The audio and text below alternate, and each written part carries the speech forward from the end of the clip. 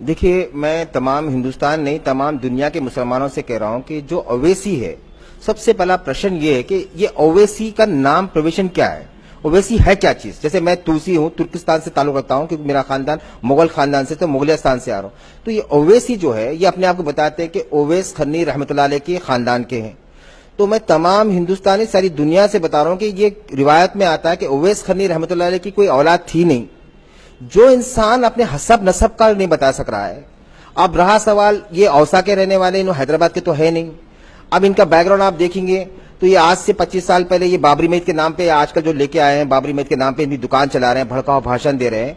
इनके दादा, हमने इनसे खुलेआम पूछा है, आज भी पूछ रहे हैं कि अवैसी जो अपने आप को बता रहा है कि लीडर हूं या मुसलमानों के फेमे, भाई तुम्हारे परदादा का नाम बता दो, हम बताते। तुम्हारे बाप का नाम है, इनके बाबा का नाम है सुल्तान सलाउद्दीन अवैसी, उनके नाम है वाहिदुद्दीन अवैसी। वाहिदुद्दीन से इनके दादा का नाम बता दो, तुम आए कहां से, तुम्हारा डेफिनेशन कहां है? तमाम हिंदुस्तान मुसलमान समझते कि हैदराबाद का, जबकि तुम्हारा रहने वाला औसा के रहने वाले।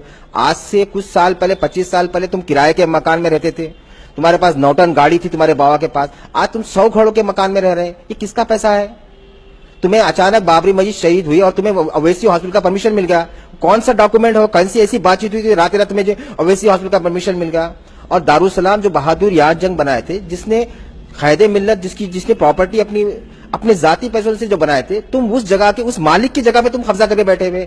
जिसने अपने मालिक को धोखा दिया है, जिसने अपने शहर को धोखा दे रहा है, जिसने अपने मजहब, अपने औकात ये बता नहीं पा रहे हैं कि भाई आपकी हाय क्या से, अगर अवैसी हसब नसब नहीं बता सकते, तो हम देश के, हिंदुस्तान के मुसलमानों से, देश से कह रहा हूं कि इसका एक्चुअली ग्राउंड है क्या, अवैसी बताइए। तो ऐसे लोगों की कोई अहमियत नहीं रखी जाती है। नंबर 1 का जोकर है ये। याकूब जी, यहाँ बहुत बड़ा प्रश्न उठेगा कि अचानक आप आते हैं और ओवैसी के वजूद पर प्रश्न खड़ा कर दे रहे हैं, जबकि ओवैसी पिछले करीबन मैं समझता हूं कि 7-8 सालों से काफी लाइमलाइट में रहते हैं और तमाम जो भी भाषण देते हैं, जो भी बात बोलते हैं, वो जनता में इस कदर प्रचारित होता है कि ओवैसी ने ये कहा, ओवैसी ने वो कहा।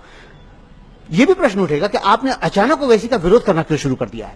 सर, इसलिए किए कि ये भड़काऊ भाषण इसलिए देता है क्योंकि बाबरी मस्जिद का मसला चल रहा था। हमने 1 साल से किए, ये हमारे पे सवाल किया है कि प्रिंस मुगल कहां से आ गए, तो हमने उनको साफ कह दिया कि भाई हम सुप्रीम कोर्ट में चले गए, हमारे पास डीएनए, हमारे को चैलेंज करो, कोर्ट को टेकर करो। हाँ, हम तुमसे पूछ रहे हैं, जनता से पूछ रहे हैं, जो तुमने कहा कि प्रिंस कौन से आ गए और जो तुम देश के खिलाफ में नेगेटिव प्रोफाइल दे रहे हैं, तुम्हारी हसब नसब का पता नहीं है, तुम्हारी अपना कोई बैकग्राउंड नहीं है। अब रहा सवाल ये भड़काऊ भाषण, आरएसएस, इसके 2 बयान शुरू करिए, आप कोई भी बयान उठा के देखिए, हमारे प्रधानमंत्री बोल के शुरू करता, फिर बाद में बोलता है वो आरएसएस, इसके पास कोई मुद्दा नहीं है।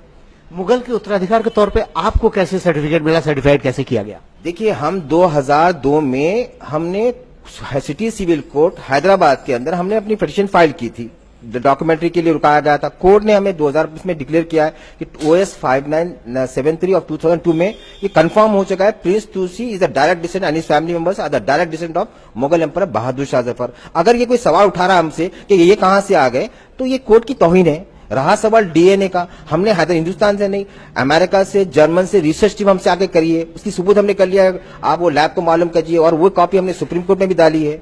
तो हमारा जो कंफर्म है वो तो हम रज्जे की चोट पे बोल रहे हैं कि हम मुगल है। अब तुम्हारा जो अवैसी खानदान है, तो अवैसी बोल रहे, उसका डेफिनेशन अवैसी आया कहां से? तो तमाम जनता को बताइए, जो मुसलमान अपने आप को लीडर बोल रहा है, उसका कोई हसब पता है न नसब पता है, इसका बैकग्राउंड में आज ये पब्लिक का पैसा लेके 25 करोड़ से जो 100 करोड़ के मकान में रह रहा है और हजारों करोड़ की जो है गाड़ियों में फिर रहा है, 1-1 करोड़ की घड़ियां पहन रहा है, 50-50 लाख के जो घर में झूमर है। मैं मुगल खानदान बहादुर शाह जफर का वंशज हूं। अब इसी रिसेंटली इसने एक रस्म किया है, वो टोपियां लगा लेके कर रहा है। वो निजाम, हमारे जो मुगल के नौकरां होते थे वो टोपियां पहनते थे, अब ये मुगल बन गया क्या? बताइए, नौकरों की भी कॉपी कर रहा है। इसकी क्रॉकरी हजारों रुपए की क्रॉकरी है। ये कौन सा देश का किंग है भाई? कहां से दाऊद की लिंक है क्या इसकी जो क्रॉकरी वहां से आई है इसकी? ये सवाल है, कई सवाल उठ रहे हैं। एक छोटा सा नेता 25 साल पहले जो किराए के मकान में रहता था, आज अपनी बेटी की शादी में करोड़ों, इसके ऊपर जो है इमीडिएटली जो है इंक्वायरी होनी चाहिए। आदाब नाज़रीन, ये शख्स अपने आप को यानी मुग़लों का वंशज ये है। इनका ये कहना है कि जो अकबर बादशाह थे, बादशाह जहांगीर थे और बहादुर शाह ज़फ़र जो थे, इनके दादा परदादाओं में आते हैं। और इसके बाद इन्होंने ये भी कहा है कि इनकी तो तमाम नस्ल मौजूद है। उसके बाद काफ़ी ऐसे बड़े बड़े सवाल इन्होंने उठाए हैं जो कि AIMIM असदुद्दीन ओवैसी और अकबरुद्दीन ओवैसी के ख़ानदान के ऊपर इन्होंने उंगलियां उठा दी है। इन्होंने उनके वंशज के नाम पूछ लिए हैं और उनसे ये भी सवाल किए हैं कि ये असल आते कहाँ से है। इस तरह के सवालात इन्होंने बेबाक होकर मीडिया में आकर किए हैं, जिसका जवाब अभी तक कोई MIM की तरफ से नहीं आया है। मगर इनके सवालों से यही लगता है कि ये शायद मस्खरेपने के मूड में है, इसीलिए से ऐसे बेतुके सवाल ये कर रहे हैं। इनके सवालात कहाँ तक सही है, इस सवालात के जवाब क्या अवैसी ख़ानदान की ओर से दिए जाएंगे, ये तमाम तर तफसीलात आप इस वीडियो में देखिएगा और आपकी राय हमारे कमेंट बॉक्स में एक बार ज़रूर बताइएगा। ये पैसा आया कहां से इसके पास? बीजेपी गवर्नमेंट चाहिए। अब बीजेपी के मुझे पता नहीं, बीजेपी गवर्नमेंट को भी चाहिए कि इसमें सीबीआई इंक्वायरी करे। अगर छोटा सा नेता 540 का छोटा चिंदी चोर एक नेता जोकर, इसके पास इतना पैसा आया कहां से? ये किसका पैसा है? ये बहुत बड़ा सवाल खड़ा कर रहे हैं कि आपको लगता है